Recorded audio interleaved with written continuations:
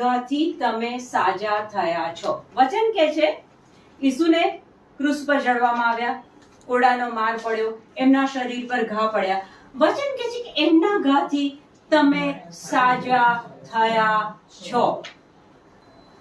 ત્યાં એવું શબ્દ નથી લખ્યું કે તમે સાજા થશો. વચન કે છે કે એને ઘા પડ્યા. કોડા પડતા હતા ને ત્યારે એ કોડામાં ગાંઠો મૂકવામાં આવેલી અને એની અંદર લોખંડની ખીલીઓ અને કાચ ને આ બધું મૂકીને ગઠ્ઠા બનાવવામાં આવ્યા હતા. અને એ ઘુમાઈને પછી એ રોમન સૈનિકો હૃષ્ટ તંદુરસ્ત એ ઘુમાઈને પછી ઈસુના શરીર પર એ ફટકો પડતો હતો અને જ્યાં એ ફટકો પડે ને ત્યાં એ માંસનો લોચો લઈને બહાર આવતું હતું. વચન કહે છે કે એના ઘાથી તમે સાજા થયા છો.